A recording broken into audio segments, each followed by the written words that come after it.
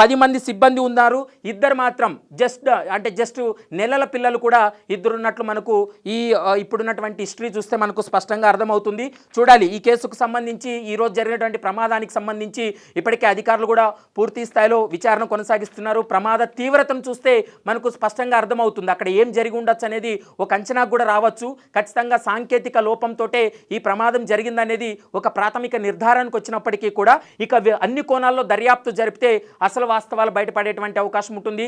ఎందుకంటే ఎవరైనా బయటపడి ఉన్నట్లయితే, ప్రాణాలతో బయటపడి ఉన్నట్లయితే ఎంతో కొంత సమాచారం ఉండేది. కానీ ఇప్పటి వరకు ఆ అంశానికి సంబంధించి ఇంకా అధికారులు కూడా నిర్ధారించలేదు కాబట్టి మరికొద్దిసేపట్లో ఈ అంశానికి సంబంధించి అధికారులు కూడా వెల్లడించేటువంటి అవకాశం ఉంటుంది. ఇక ప్రమాదం జరిగినటువంటి ప్రాంతానికి ఇప్పటికే ఆ ప్రాంతానికి డిఆర్ఎఫ్ బృందాలు కూడా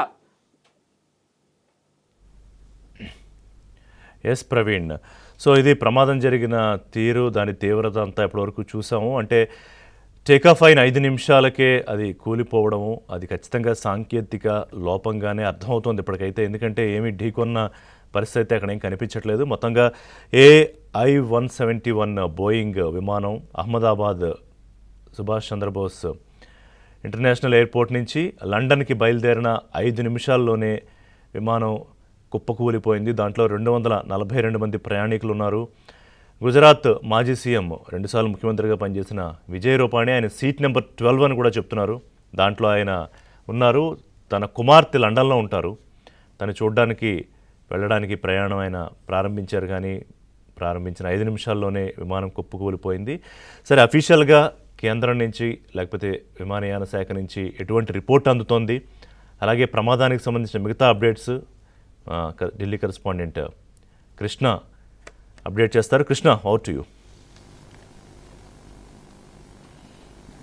రిషి, కొద్దిసేపటి క్రితమే మనకు డీజీసీఏ అదేవిధంగా కేంద్ర పౌర విమానయాన శాఖ నుంచి వస్తున్నటువంటి సమాచారం, ఇది సాంకేతిక లోపం కారణంగానే ఈ ప్రమాదం జరిగినట్లుగా ప్రాథమికంగా నిర్ధారించినట్లుగా మనకు తెలుస్తుంది. ఎందుకంటే మేడే కాల్ ఇచ్చారు అంటే ఈ అత్యవసరమైనటువంటి కాల్ ఇచ్చినప్పుడు సాంకేతికంగా ఏమైనా ఈ యొక్క ఎమర్జెన్సీగా దిగాల్సి ఉండి సాంకేతిక లోపం ఏర్పడి ఎమర్జెన్సీగా దిగాల్సి ఉన్నప్పుడు మాత్రమే పైలట్స్ ఈ విధంగా మేడే కాల్ని ఏటీసీకి పంపుతారు. సో మేడే కాల్ ఇచ్చారు అంటే ఇది అత్యవసరంగా ఇచ్చినటువంటి కాలే కాబట్టి సాంకేతికంగా దీంట్లో ఉన్నటువంటి సమస్యల కారణంగానే ఈ యొక్క మేడే కాల్ ఇచ్చినట్లుగా గుర్తించారు.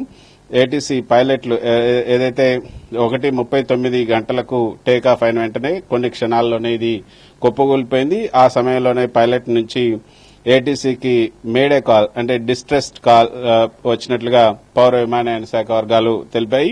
తిరిగి ఏటీసీ పైలట్లను సంప్రదించేందుకు ప్రయత్నించినప్పటికీ కూడా అక్కడి నుంచి రెస్పాన్స్ రాలేదు. తర్వాత కొన్ని సెకండ్లలోనే ఎయిర్పోర్ట్ కు సమీపంలోనే ఇది కుప్పకూలిపోయింది. కాబట్టి మేడే కాల్ అనేది ఏంటి అంటే డిస్ట్రెస్ కాల్, అంటే ఒక అత్యవసర ప్రమాద పరిస్థితిని ఎదుర్కొంటున్నాము, మాకు సాయం చేయండి అంటూ పైలట్స్ ఏటీసీకి ఇచ్చే ఒక కమ్యూనికేషన్. ఈ యొక్క రేడియో కమ్యూనికేషన్ ద్వారా ఈ దగ్గరలో ఉన్నటువంటి ఏటీసీకి ఈ యొక్క కమ్యూనికేషన్ ఇస్తారు. ఈ ఏటీసీకి ఈ అత్యవసర ప్రమాద పరిస్థితిని తెలుపుతూ మేడే కాల్, ఈ డిస్ట్రెస్ కాల్ ని చేయడం జరిగింది. తక్షణమే సాయం అవసరమని కూడా విజ్ఞప్తి చేశారు. అయితే ఎమర్జెన్సీ సమయాల్లో ఈ మేడే పదాన్ని పైలట్లు 3 సార్లు చెప్తారు. మేడే మేడే మేడే అని చెప్తూ ఉంటారు. మేడే అంటే ఫ్రెంచ్ పదం, ఇది మైడేర్ అనే పదం నుంచి వచ్చింది. సాయం చేయండి అన్నది ఇందులోని ప్రధానమైనటువంటి అర్థం.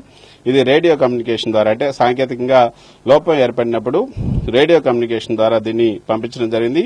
అయితే ఒకసారి ఈ మొత్తం ప్రమాదం జరిగినటువంటి వివరాలు కనుక మనం ఒకసారి చూస్తే రిషి, ఎందుకంటే ఇప్పుడే వచ్చినటువంటి ప్రేక్షకుల కోసం కూడా ఈ యొక్క ప్రమాదంకు సంబంధించినటువంటి వివరాలు తెలుసుకోవాల్సింది.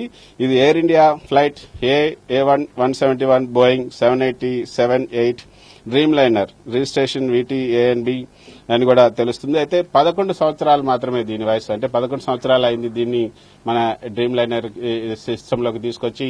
సో అంటే కొత్త విమానమే. కొత్త విమానంలో ఎందుకు సాంకేతిక లోపం ఏర్పడింది అనేది కూడా చూడాల్సి ఉంటుంది. సో 11 ఏళ్లే అయింది.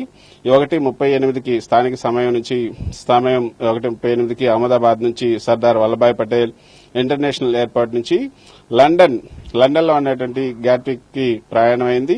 విమానంలో 232 మంది ప్రయాణికులు, 12 మంది సిబ్బంది ఉన్నారు. అందులో 2 పైలట్లు, 10 మంది